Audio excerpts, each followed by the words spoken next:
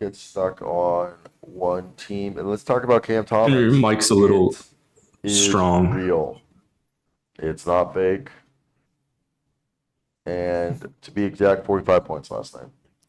To be exact, on the season, through 7 games, 28.7 points, 34 minutes a night, 4 rebounds, 2.5 assists. That is absurd. He's currently ranked points scored per game. He's the 7th highest leading scorer in the NBA, while shooting 48% from the field. It's legit.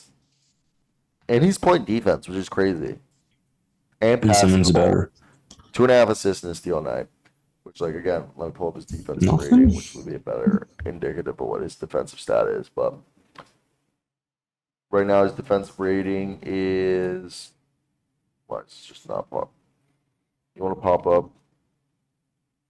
Dude, I hate when basketball reference glitches on your phone and you can't move stuff. But either way, what is your thoughts on Cam Thomas while I find this data? Jackson. Oh, God. Join?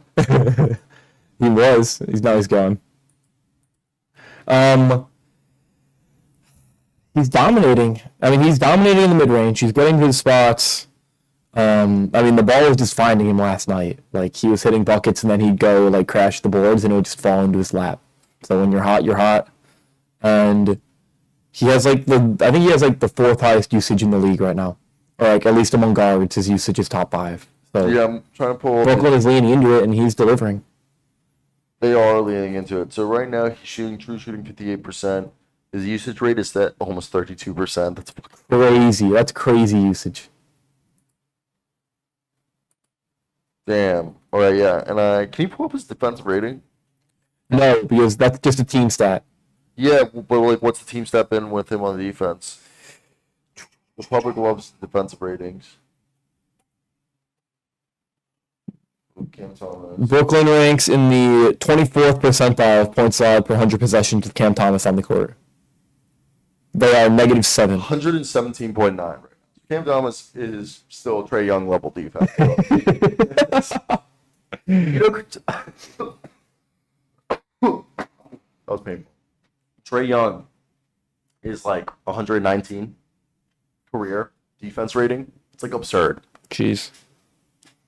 He's historically one of the worst inept defenders of all time. Trae. But yeah, no, I'm all for Cam Thomas. And he's offsetting that offensively even still. He's delivering a 7 point. His net rating is +1. So despite getting torched defensively, he's still outscoring the points that they're allowing while he's on the floor. So that's all you need.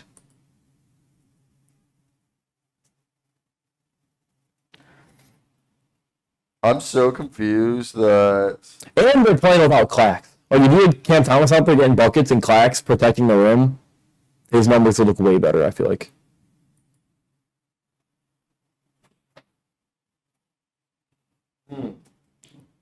I think Cam Thomas, though, at this point, is he an all-star? Do these stats even matter? Does it, in a league that scoring is all that is important? Is this guy going to get paid? Do people care? Because it's weird to think about a guy who's scoring 28 points in a league where scoring is everything is still if he were to average 28 points for the season, I don't think he gets max contract. I don't even think he gets 15 million, maybe 12. I don't even know. That was the ballpark I was gonna name, is 12 to 15. But also, even though the defensive metrics are bad, you and I have seen him bringing energy defensively, and that's something that is value adding, and it would make me comfortable to pay him 15 mil at the end of the season if I can look back on this whole campaign and see a sustainable picture. Differentiates him from Zach LaVine or Bradley Beal or any of those guys who got fat contracts after their rookie deals. You know what I mean? Guys who score first, guys who got. Why is Kevin Porter getting 18? Because they take higher efficiency looks than Cam Thomas does. The shot diet adds to kind of the ludicrous nature of him booming like this. Okay. As a potential factor. Also, obviously, Levine has like those dudes they show out for like 2 years of the rookie deal. You know, it's a bigger picture that you can then invest heavily into. But like, how does Cam Thomas gain the respect? That's a great question. I mean, I think if he does it for this full season, he'd have mine. Because I want to know at what point do we go like, okay, this kid has scoring chops that we have to like compensate him for because they're like at its own level.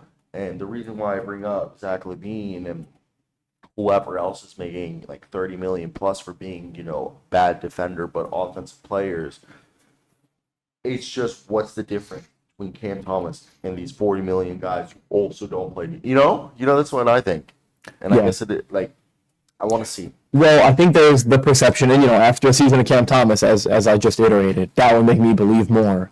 But I think that you have Zach LaVine, who is perceived, especially at the time, awesome athlete, awesome advantage creator, good handle. Like, this guy is just a scorer. But Cam Thomas is still perceived as a tough bucket getter.